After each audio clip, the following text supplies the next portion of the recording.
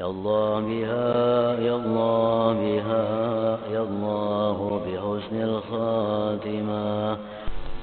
بسم الله الرحمن الرحيم.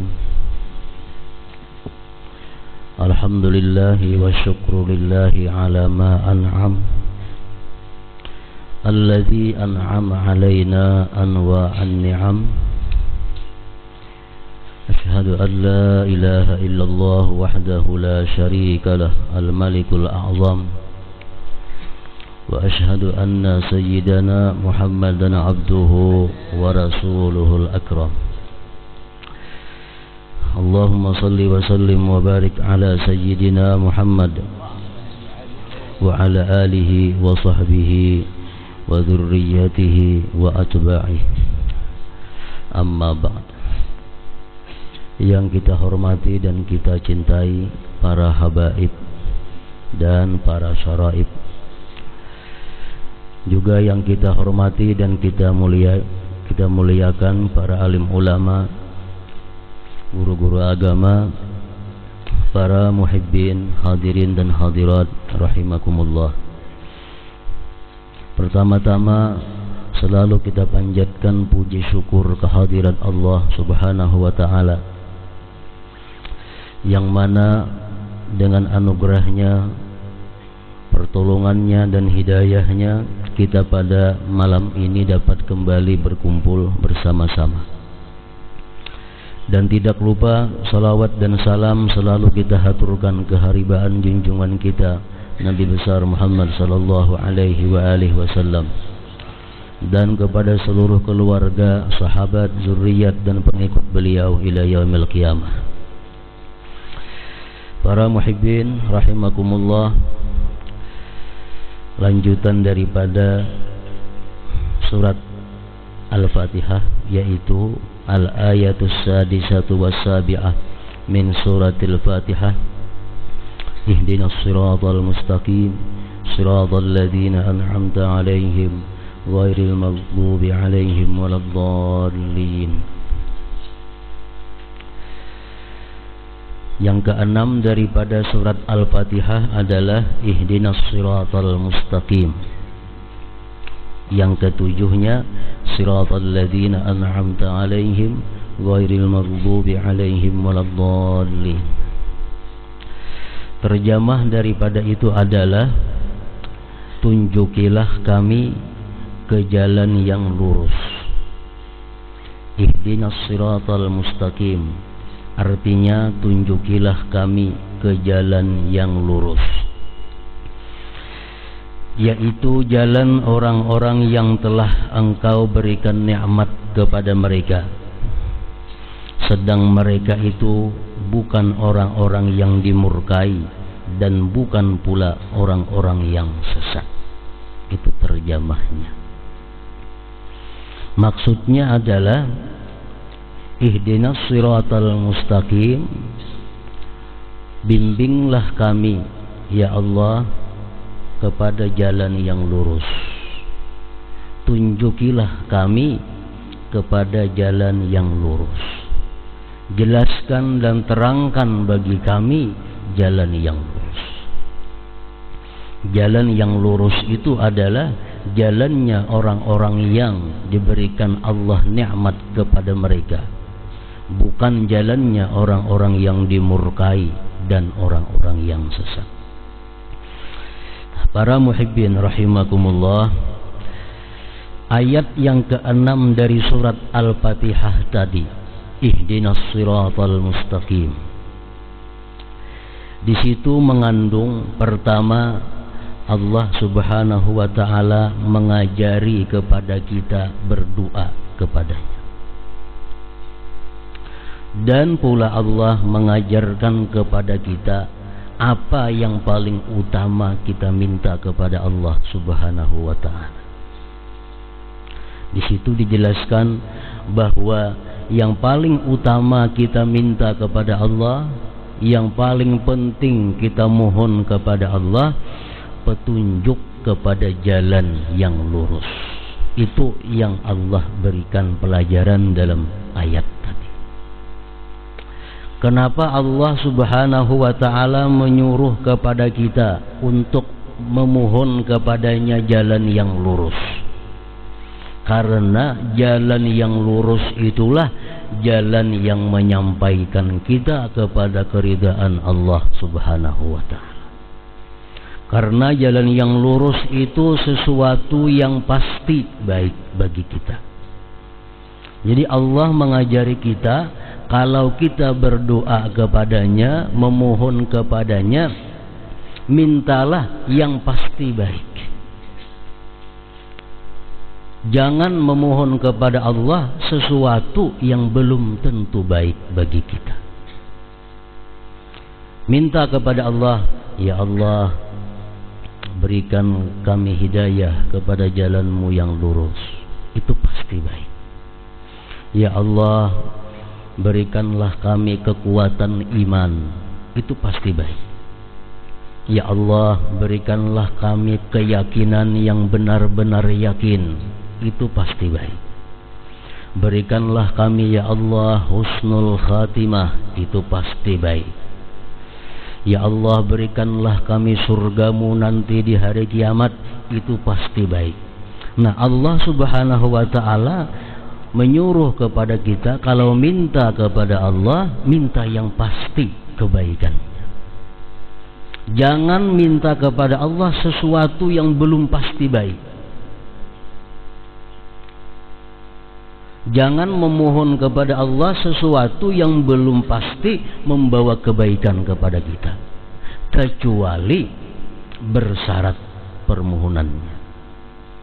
Jangan sekali-kali minta kepada Allah, ya Allah luaskan bagiku rezeki yang halal. Jangan sekali-kali minta macam itu. Kenapa? Rezeki yang halal luas belum tentu baik kepada kita.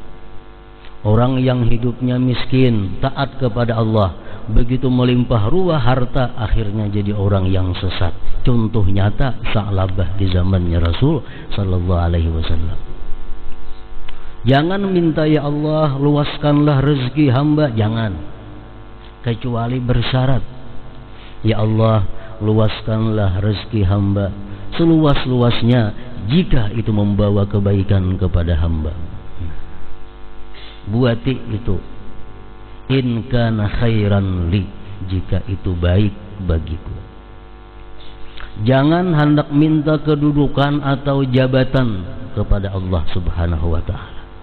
Orang nang hendak pemilihan pembakal, ya Allah manangakan aku jadi pembakal, jangan. Pembakal belum tentu membawa kebaikan kepada dirinya. Jangan-jangan karena pembakal dia masuk penjara dalam dunia, di akhirat masuk neraka.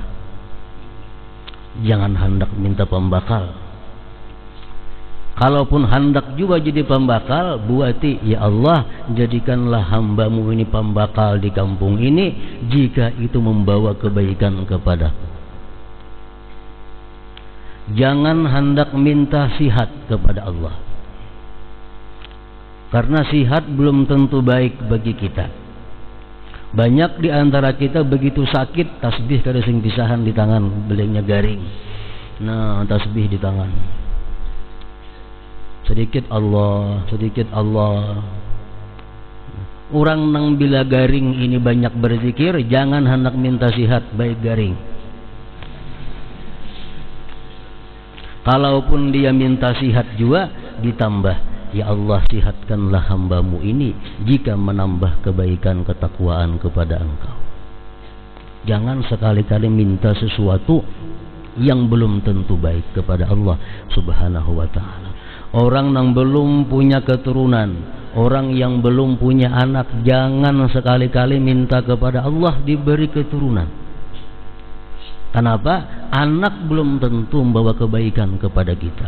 Banyak di akhirat diceritakan oleh Rasulullah, orang yang sudah nyata-nyata ke surga ditarik ke neraka karena anaknya. Kalaupun hendak minta anak, minta kepada Allah anak yang membawa kebaikan kepada kami. Kalau minta ilmu yang bermanfaat, nah silahkan, karena itu pasti baik, ilmu yang bermanfaat. Minta supaya rajin beramal ibadah kepada Allah, itu pasti baik. Nah, Allah di dalam ayat yang ke-6 surat Al-Fatihah ini mengajarkan kepada kita doa, dan sesuatu yang penting kita minta kepada Allah adalah siratal mustaqim, jalan yang lurus. Jadi banyak kita contohkan hal-hal seperti tadi. Orang yang belum punya pasangan hidup, jangan hendak minta jodoh kepada Allah. Baik itu bini-bini, baik laki-laki yang merasa lambat dapat jodoh, jangan hendak minta jodoh kecuali itu membawa kebaikan bagi diri hamba.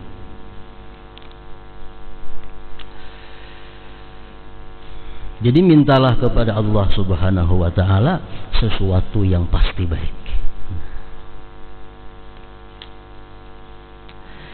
Jalan yang lurus adalah sesuatu yang sangat luas maknanya. Termasuk agama Islam, itu jalan yang lurus.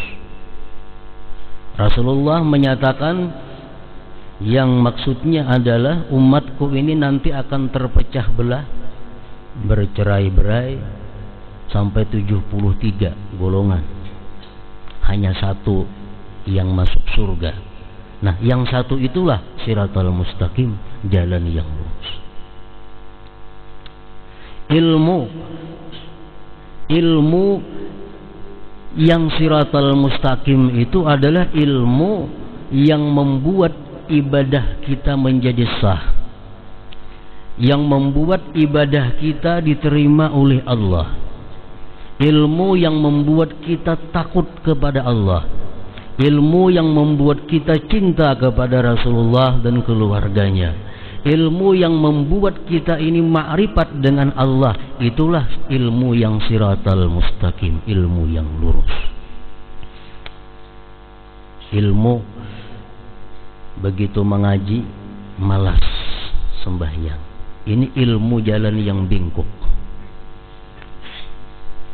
Orang dahulunya ahli ibadah, dahulunya taat kepada Allah, begitu mengaji berguru karena bersembayangan lagi.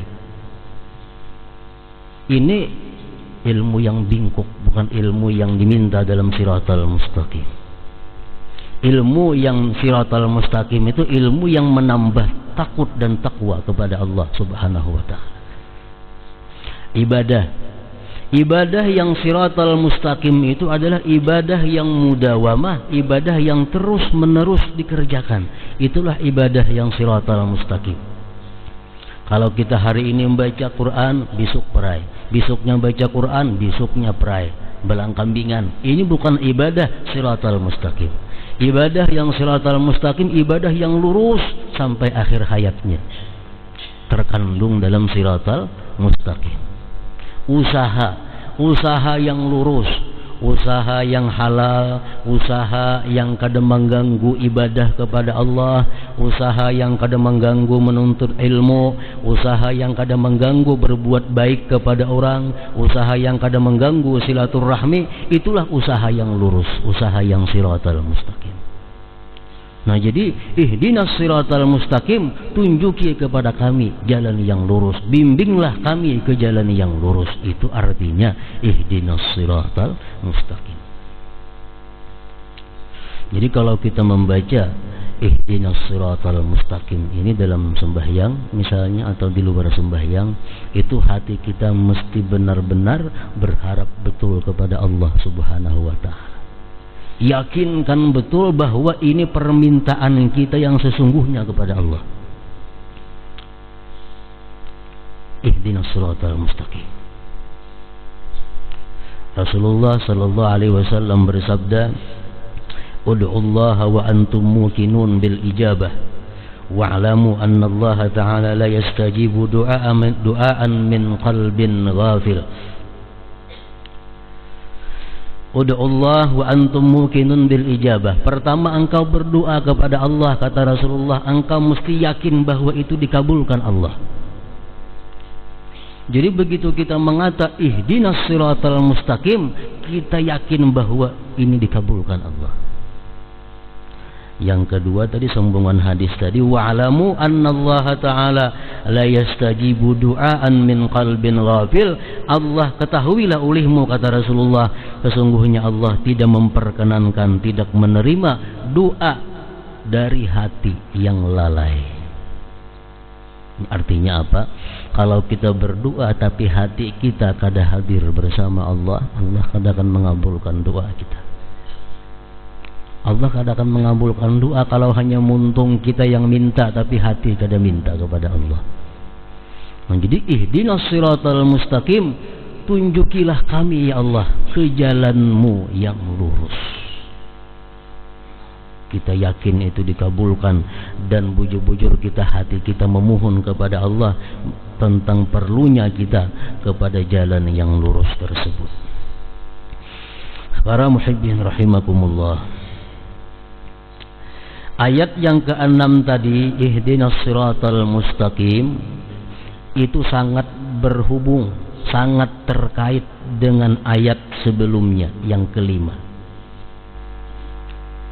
Iyyaka na'budu wa iyyaka nasta'in ihdinas siratal mustaqim. Di sini Allah mengajarkan tata cara kita berdoa.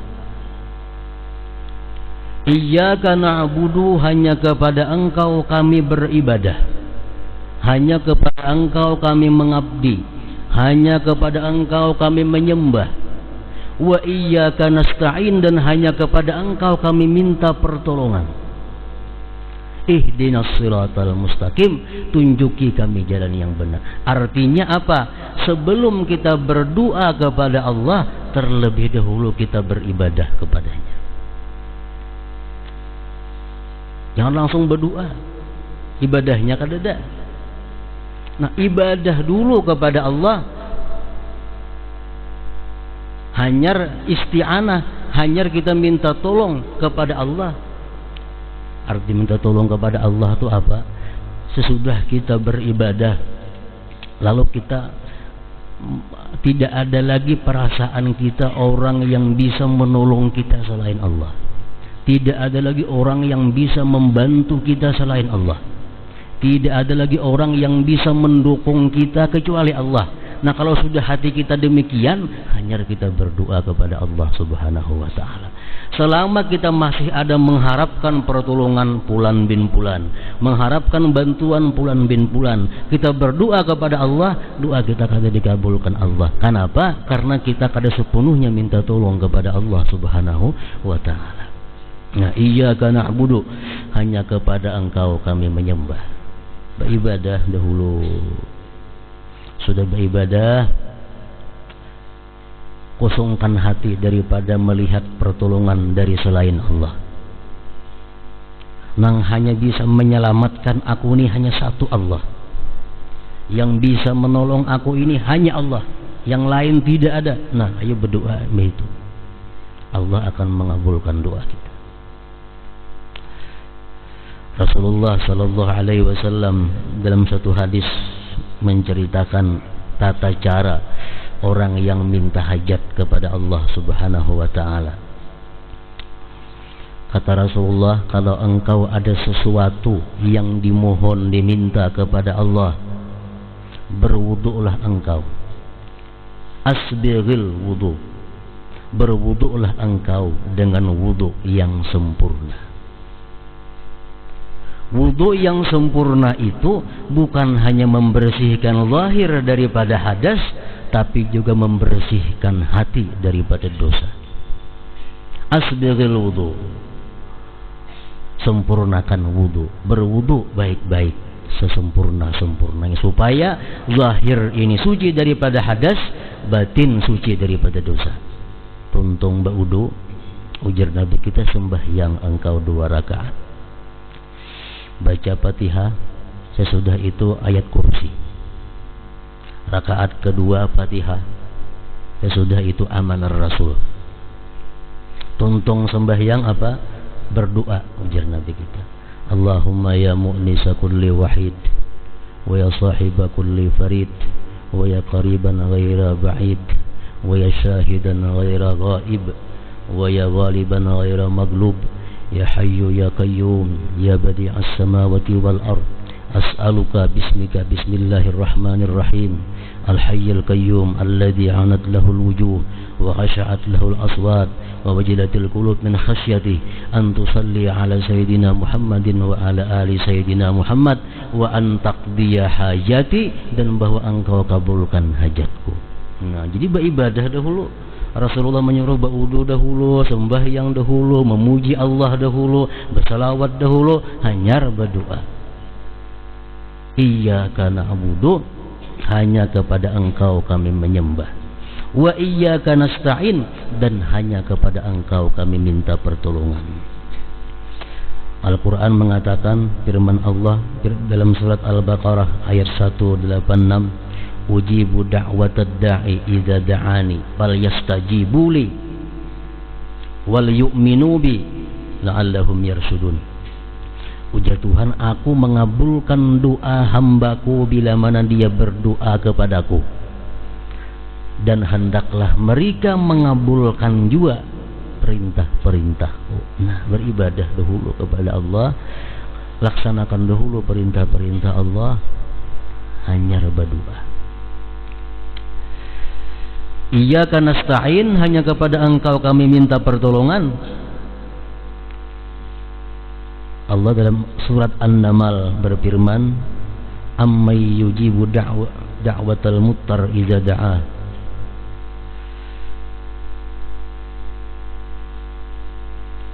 Amma yujibu du'al muttar idza da'a. Allah mengabulkan doa orang yang muttar.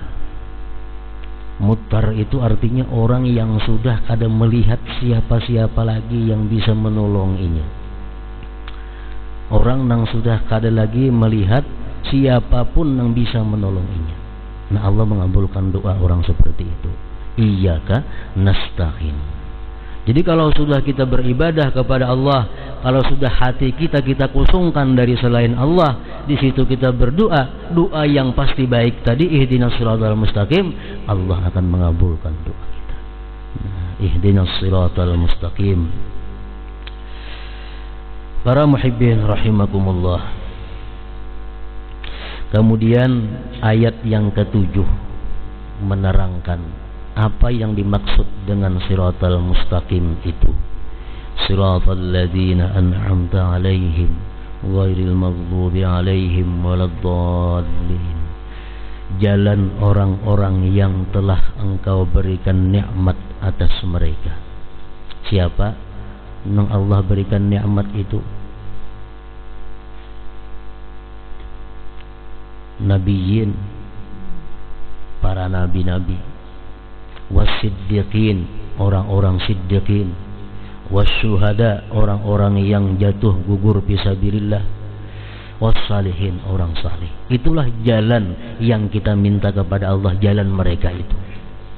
Ghairil maghdubi alaihim waladdallin, bukan jalannya orang-orang Yahudi Nasrani. Nah, para muhibbin rahimakumullah, demikianlah 7 ayat daripada surat Al-Fatihah itu. Merupakan surat yang paling agung, surat yang paling besar yang ada di dalam kitab suci Al-Quranul Karim. Mudah-mudahan kita mendapat berkah daripada surat Al-Fatihah ini. Kemudian para muhibbin sekalian, diumumkan bahwa mulai malam Jumat ini insyaallah kita akan mengadakan pengajian kitab Al-Manhajus Sawi, syarah Tariqah Sadah Bani Alawi. Artinya kitab itu adalah memuat tentang pedoman-pedoman atau pekerjaan-pekerjaan, kelakuan-kelakuan orang-orang yang ikut di dalam Tariqah Alawiyah. Nah, jadi sangat perlu, sangat penting untuk diketahui untuk pedoman kita, amalan kita, pekerjaan kita selaku pengikut Tariqah Bani Alawi atau Alawiyah ini. Insyaallah akan kita mulai pada malam Jumat yang dihadapi ini. hadratin Nabi Mustafa sallallahu alaihi wasallam. Al-Fatihah.